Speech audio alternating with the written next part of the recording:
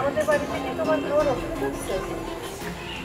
তা বলিনি ভাবি, বলছিল মাঝে মাঝে মুখ পাল্টালে দেখবি রান্নার স্বাদ একদম পাল্টে গেছে। নতুন হাতের রান্নার মজাই আলাদা। কর্তামার বাড়িতে নতুন কেউ আসেনি বলে, গতবার গিয়ে যে রান্নার মাসির হাতে খেয়েছিলে সে পুরনো মাসি এখনো কর্তামার বাড়িতে আছে। তা হলেও আর কি বলছিলাম, নতুন হাতের রান্না তো আমাদের খাওয়ার কথা ছিল গো না, সে আর কথা কোথায় যেত। ভাবি সবাই বলে তুমি নাকি মাটির মানুষ, তুমি কাঠিও দেখে দিতে জানো। ওনাটা সব নষ্ট করে দিল, এখন ওকে এড়িয়ে থানায় যাই কি করি? কাল গেলে যদি আর রতিন ভাইকে না দেখতে পাই, যদি তার আগে চালান করে দেয়, না না না, আজ যেতে হবে, উপায় বার করতেই হবে। মেজো ভাবি, এই পুটলিটাতে কি গো? কর্তামার জন্য বুঝি জিনিস নিয়েছো? দেখি না, একবার দেখি। ওনা এইভাবে কারো জিনিস কারো দেখতে লয়। এমন কি আছে তাতে যে লুকাতে হচ্ছে? শোনা যায় না? মানুষ কি শুধু সোনাদানি লুকায় রাখে? না, অনেক কিছু আছে যা রাস্তায় পড়ে থাকলেও কোনো মানুষ জেনে নেবে না, সারা জীবন বুকে আছে। মানে কি গো ভাবি? তোমার মানে বোঝা লাগবে না। আচ্ছা ভাবি, এ তুমি কোন রাস্তা দিয়ে নিয়ে এলে গো? এর আগে যখন কর্তামার বাড়ি গিয়েছি আমার তো মনে হচ্ছে না এরকম কোনো রাস্তা দিয়ে এসেছিল।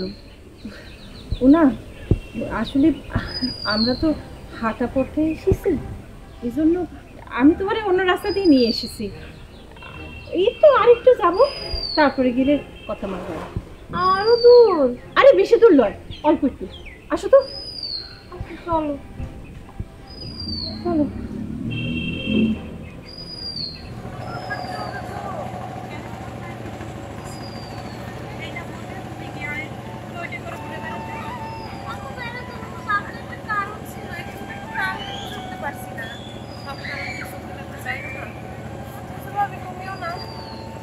রাস্তা দিয়ে নিয়ে এলে কি হতো?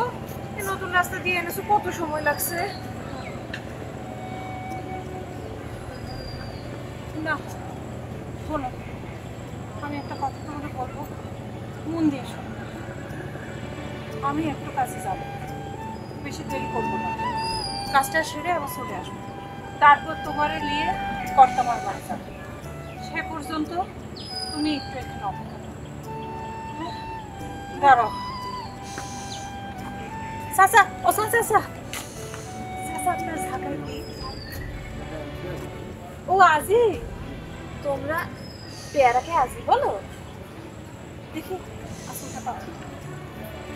চাচা আমি সব দিয়েছি।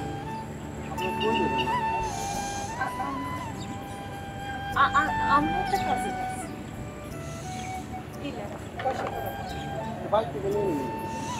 না না, বাড়ি যাওয়া না, তোমার দিলের নাম দিয়েছি। ঠিক আছে না, কাজের জন্য আমি কাজ আর এখান থেকে কোথাও লড়বে নয়, ঠিক আছে? তুমি যাচ্ছ কোথায়? ফোন লাগতো, আমি একটা ছোট কাজ শেষ করেই চলে আসবো। তুমি ঠিক এইখানটায় বসে থাকো, ঠিক আছে?